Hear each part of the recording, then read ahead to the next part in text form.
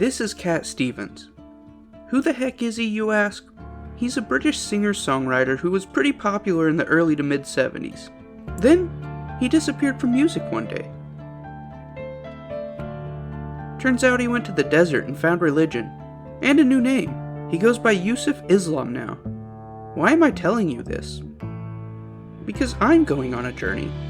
Not the going to the desert and changing your name kind, but the going back in time and revisiting one of the highlights of my childhood kind.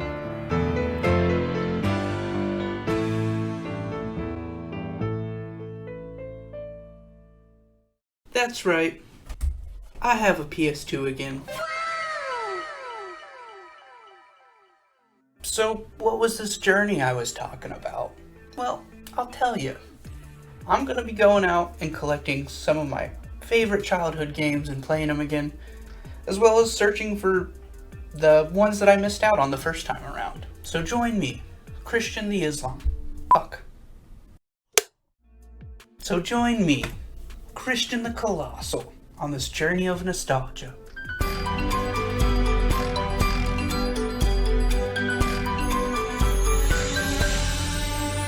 Pursuing PlayStation 2. The PlayStation 2. What isn't there to say about this beautiful hunk of hardware? With a library of over 4,000 games and the gold medal in units sold, and now some freaking nostalgia sprinkled on top, there's no denying that this is one of, if not the best console to be collecting for. Especially when you can pick up most titles for under $10 these days, unlike a certain competitor from back in the day. Fuck you! That being said, the PS2 does have some really pricey games. And you can bet your baseball cards I'm gonna try to get a couple of them. Maybe not the ones that I just showed. I think now's a good time to take a look at some of the games that I'm gonna try to get. In an era dominated by sports and movie-based video game releases, there's no way that they're not making a good chunk of my collection. So, for sports games, I'm hoping to get NHL Hits 2003. I remember you could create a player and just give them these bizarre heads. Like, imagine a hockey player on skates. No way. And he just has a bull head, and he's getting into fist fights. Or the same thing, but like a knight helmet. Instead of like a hockey helmet, it's just like a guy on skates with a knight helmet on, or an alien head, or some other animal or bizarre thing. ESPN NFL 2K5. This one's actually sentimental. I remember getting this and the NBA 2K5 for Christmas. You know, when Christmas was still magical, and I played the shit out of them, especially the NBA one, but right now I don't have any desire to play an NBA game, so I'm probably just gonna stick to the NFL one for now. But yeah, those games were fun, and if you don't know about this game, you should look into it. People are still super passionate about it, like 20 years later, and consider it one of the best football games ever.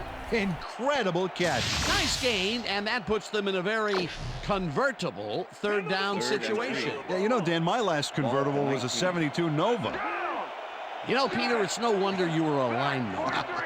Blitz the League. This one's a wacky one.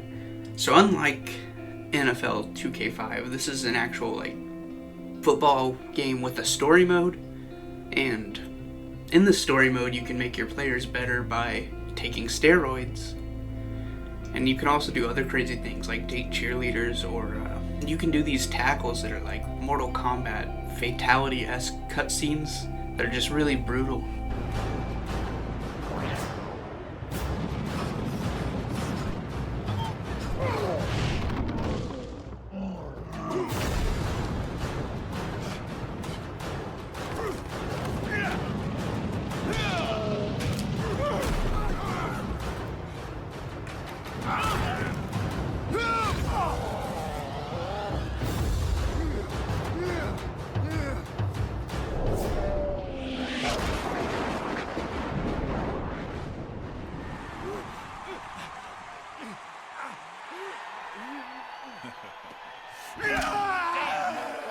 How you gonna hold your purse now?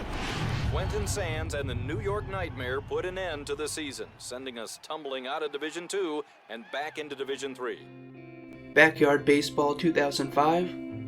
Man, I'm just gonna say it. The backyard sports games were the best sports games ever. I prefer this 3D version on PlayStation. I know the old PC ones are the more revered ones by the internet, but I think there's one thing we can all agree on, that Pablo Sanchez is the greatest athlete to ever grace gaming. The pitch, hit sharply. Aww. A solo home run.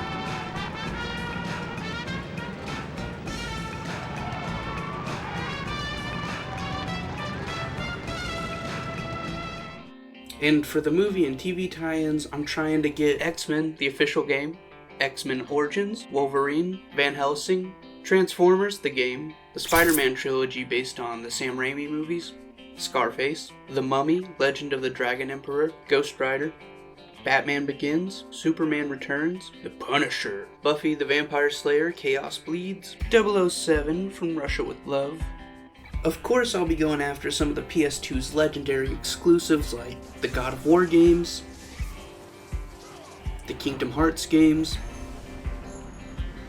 Shadow of the Colossus, and Ico. And while the PS2 doesn't have the Mario games, it still holds some of the best action platformers ever. You know, series like Ratchet and Clank, Jak and Daxter, the Sly Cooper series. Yeah, those are all exclusive to PS2. And last but certainly not least, we have the Grail games. Games that I'm probably gonna have to spend over $100 on. But thankfully, while I was watching gameplay, making my list of around the 70 or 80-ish games that I want, I only found 2 of those. God Hand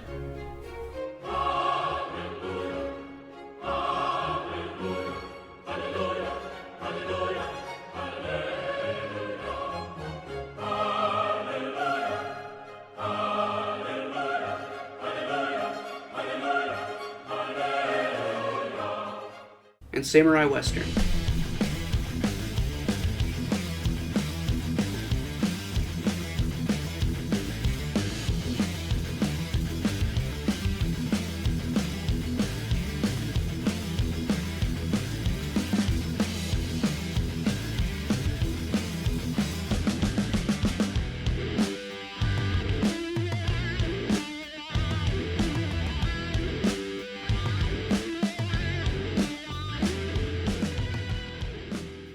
So without further ado, let's get to freaking hunting. First stop, my brother. My brother's gonna be a big part of this series. Why? He's been flipping games on and off the last few years to help pay for some of his school expenses. As cool as flipping is, I mostly take part from the sideline. It's awesome to see some of his finds and what he makes in profit, but I also know the time and commitment he puts into going out and finding more inventory. And that part just isn't for me. But as far as I know, he's the only one doing it locally, and that helps me with the collecting process because it kind of funnels my options to one stop. And he only had one game. But it was the best game ever. Resident Evil 4.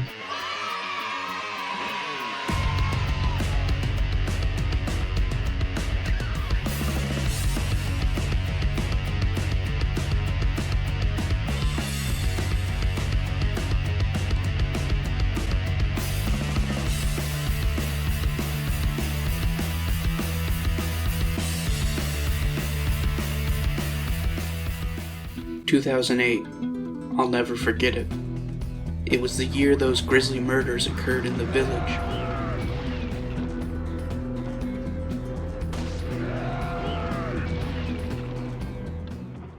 So, on the weekends, my family and I would go to Family Video and we'd just rent a stack of movies, and my brother and I would each rent a game. I wanted to play a spooky game because it was around Halloween, and my options were pretty limited because I only had a Wii at the time.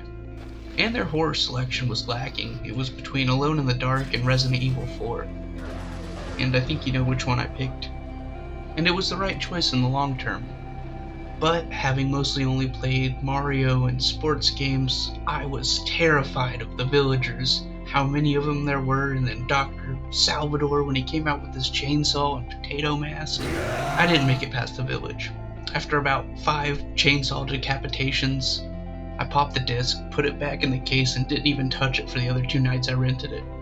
Fast forward to Christmas that year, I'm opening a video game shaped present, and I start opening it, and I see Leon's face, his beautiful hair, and my parents are like, "That's the game you liked, right? We remember you renting it." And I'm just like, yeah, trying to make them not think it's a bad present, but inside I'm just like, no!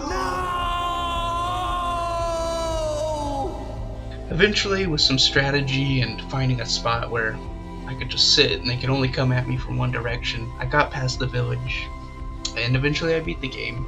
And then I beat it like 200 more times. Yeah, I've played this game a lot. Safe to say it's the best Christmas present I've ever had, though I wouldn't have admitted it at the time. Well, I was honestly hoping my brother had more things on sale, but a game did get crossed off the list. And now, we're heading to stop number 2, Nerd Zone, in hopes of crossing off more. Nerd Zone is one of my favorite local-ish nerd stores. This place has it all. Video games, comic books, Pokemon, Magic, and Yu-Gi-Oh cards, action figures, manga, and anime. This place has played the biggest part in decorating my game room.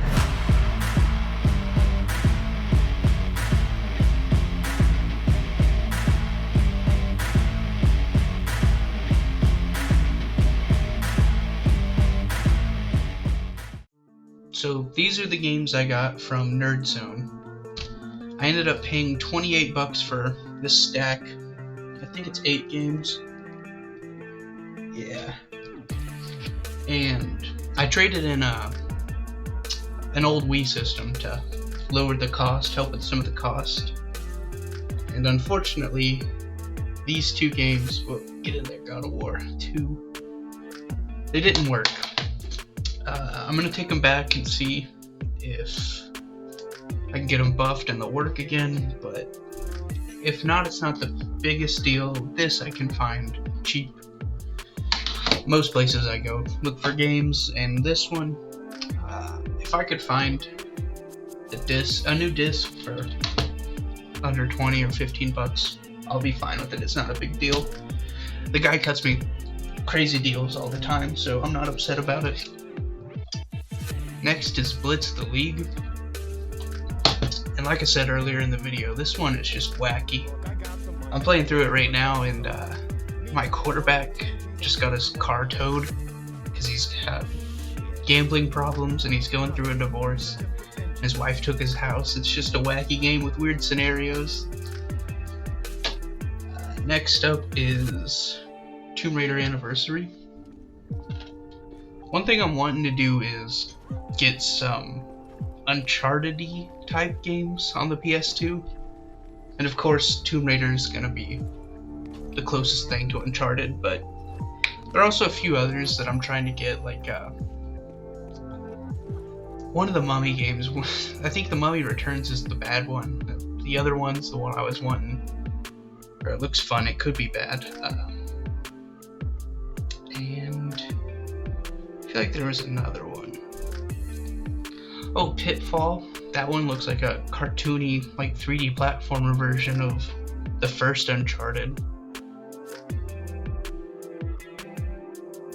SmackDown vs. Raw 2007. That one's for nostalgia. I used to own it. I'm looking forward to playing the manager mode, back when they used to have it, before they took it away and just recently brought it back within the last 2 or 3 games. 007, Everything or Nothing. I tested all these games, and yeah, that just starts off crazy. It's going to be a very action-packed, fun game, I think. Kingdom Hearts. I've never played that. I'm excited to play that one. And Black. Black, I have played quite a bit of. I don't know if I'm going to be keeping that one. You know, it's a really good first-person shooter for the PS2, but I'm just not a huge first-person shooter game guy. But yeah, I'll probably beat that and then trade it in for some more games. So it was actually 10 games that I got from Nerd Zone. I also got NFL 2005, 2K5, and Backyard Baseball. With 11 games crossed off the list and the hopes of crossing off even more, my brother and I are headed to our next stop, A&A Games, which doesn't get a cool intro because they fucking gave me Smuggler's Run 2 instead of Prince of Persia. No, I'm just kidding. They're a little farther away and probably won't be used near as much as Nerd Zone or my brother for this series. Looked inside because it was one of the first games I was wanting to play, and inside was Smuggler's Run 2. I don't know what it was or what that game is about, but I just know it's not Prince of Persia and I don't want it. So I'm going to end up trading that one in and look for a loose copy of Prince of Persia. Max Payne, which I'm excited to play because I'm a big Remedy fan. I love Alan Wake and Quantum Break. And it's just going to be nice to see where they all started. Red Dead Revolver. Resident Evil Code Veronica X. Kingdom Hearts 2. From Russia with Love. Batman Begins. And Pirates Legend of the Black Buccaneer. This was one of the ones that I said I got that kind of seemed Uncharted. It had like a lot of platforming and some action parts. And I have played that one, and the platforming was a little rough. Didn't live up to Uncharted, but it was a pretty fun game. I've seen some ratings that gave it like a 5 out of 10. I think it's a little better than that, but not Uncharted. It's not Uncharted. This is a really good start to the collection. I got 16 games from my list, which should keep me busy for a while. And if you guys have any suggestions, things you want to see more or less of in future episodes, leave a comment, let me know what you want. I've just kind of been filming different things and trying to make it all flow and make sense together in post. But anyway, thanks for watching the video. Hasta luego.